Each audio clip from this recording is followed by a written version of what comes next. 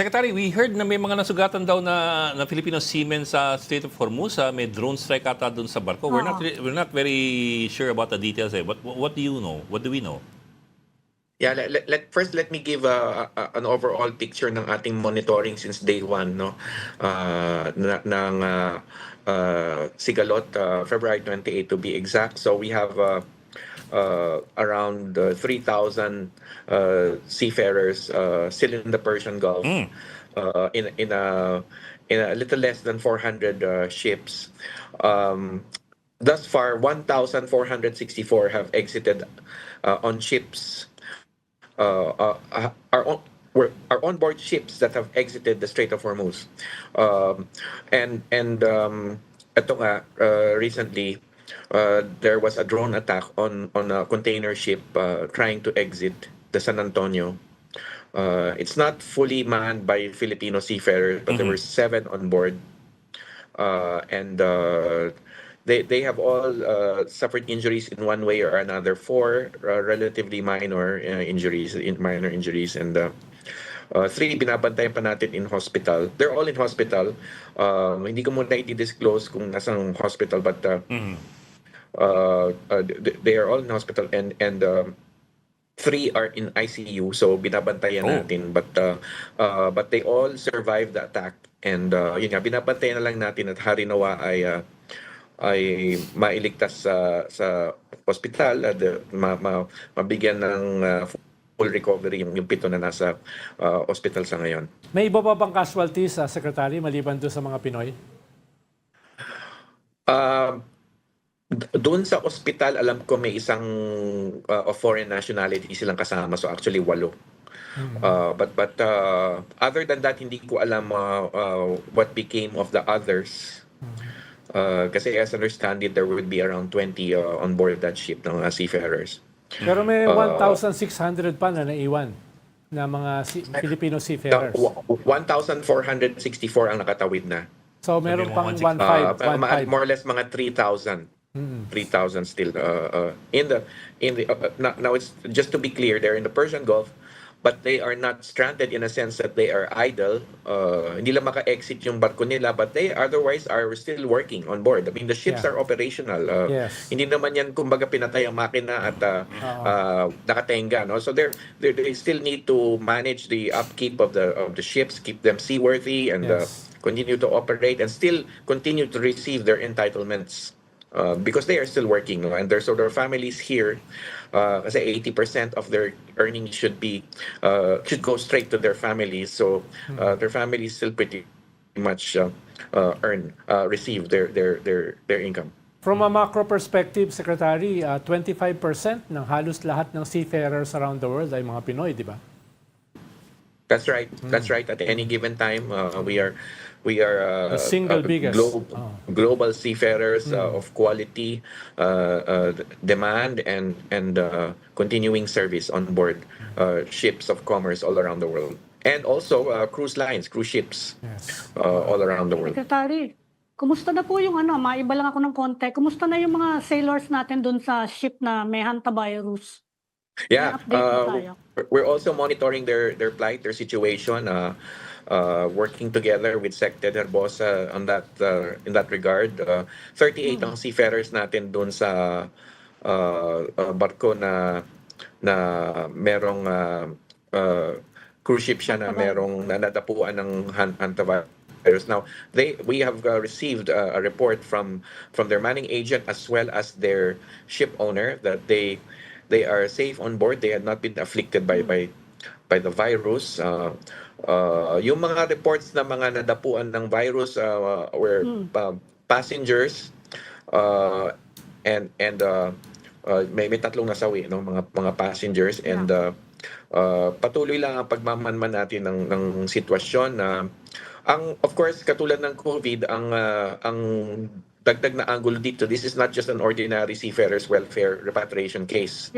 Ang dagdag na dimension dito is the global health consideration, di ba? The WHO has stepped in, and the DOH nationally, SecTed and his team have stepped in. So hindi natin dadaanin sa ordinaryong repatriation procedure ito. So it will be in accordance with global as well as our very own national health protocols. So we will abide by SecTed, and also at the DFA, we're also coordinating with the SecTed Lazaro and with regard to yung kanilang monitoring of their plight on board, and number 2 yung eventual safe repatriation. Secretary, ito lang ba yung identified na incident na ganyan so far?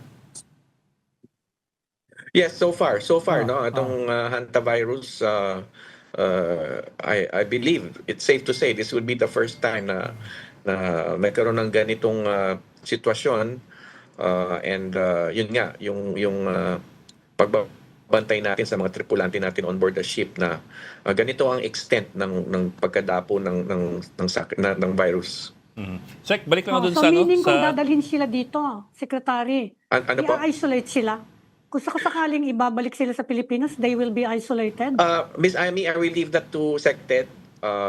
I cannot speculate. Of course, I can speculate, but because of our COVID experience, involved din tayo doon nung panahon na yun. But I will leave that to our health authorities as to the medical clearances, documentation, and the protocols that would be necessary to repatriate them. Check, balik lang ako dun sa sa San Antonio, yung crewmen ng San Antonio. I understand, of course, you don't want to reveal the location ng hospital nila for a lot of reasons. Pero of course, people are curious if they are in a safe place. Yes, they are. Kasi syempre, if they're in a hospital in Iran, iba po yun versus if they're in a hospital in one of the Gulf states. They're not in Iran. They're not in Iran. Okay. And rest assured, they are in a state, in a country where we have an embassy and we have a migrant workers office. So our labor attaché is working closely with our ambassador on the ground, and our labor attaché will visit is en route to visiting them soon. Na-contact na sila through the under the auspices of the hospital authorities. So nagpapasalamat tayo. I myself have personally heard the voice message of each of the seafarers, all 7 of them, and we have contacted their families. Yan naman din ang instruction ng ating Pangulo to make sure that the seafarers and the families are fully assisted. So we also are in touch with their families. We had a Zoom call kasi they live in different parts of the country. So we had a Zoom call with all of the families to assure them of full government support and assistance as directed by the President. And yun nga, aside from those, our labor attaché, under the direction, of course, of our ambassador, is en route to visiting them in hospital. Tapos po, 7 yung Pinoy na sugatan, 4 sa kanilang minor. Yung 3 po, tama ba hindi ko, nasa ICU? So that must be major... Yes. More serious than the others. But having said that, we have been given hope that they will recover. Hindi ko lang ma-estimate for sure kung sila ay out of harm's way. Difficult to speculate as the details still continue to come in. But rest assured, they are being treated, yun nga, pupuntahan sila ng ating labor attaché sa ospital. But you also mentioned kasi that all 7 of them have been able to give video messages, if I understood you correctly. Voice messages. So if the 3 are able to do that, I suppose they're not in, well, hopefully they're not in that much of a danger anymore. Yes, and so let's hope and pray. Let's hope and pray. Yeah. Secretary, at this point, marami pa rin bang Pilipinong gustong magpa-repatriate? Kasi parang medyo nagwa-wind down, no? Yung gulo sa Iran. Well, the number stands at over 1,000. I'm sorry, over 9,000. Over 9,000 na repatriate na. And we're looking at 8 different countries, no? 9,000. Patuloy pa rin kasi halimbawa, next week, I am hopefully headed for Kuwait. Inaayos lang yung documentation, but I wish to meet our counterparts there in our Filipino community kasi meron pa rin mga reports na meron mga gustong umuwi doon from there. So, I'll be there. And then, meron pa rin when you're talking of UAE with around 1 million Filipino OFWs and their families, meron gusto umuwi. And so patuloy lang itong effort natin. The last count is 9,000. And let me also report na alongside repatriation, hindi lang repatriation ang assistance natin, lot of moving parts in our OFW assistance during these crises. So meron din tayong financial assistance sa pinamamahagi. And as it stands, there are around 17,000 na nabigyan ng financial assistance on the ground. Pero And tuloy-tuloy lang ito, binibigay tayo ng financial assistance of $200 per person. Pero Per Secretary, OFW who needs it. Secretary, more than a million dyan lang sa Gulf States, di ba? Ang ating mga OFW. Kung ito-total mo yung ating Gulf States. 2.5 million. Yeah. And as between Saudi and UAE, it's 2 million. Between those two. Yeah. So a big bulk nasa Saudi at UAE. So yung 9,000 is just a drop in the bucket. No? Well, it's relatively few, but kasi considering na meron pa rin talaga who will choose to stay. For a variety of reasons, no. But yung 9,000 relative to those who wish to return, we have around 2,000 in the balance. So yung 9,000 as compared to those who wish to return is a fairly good sized number.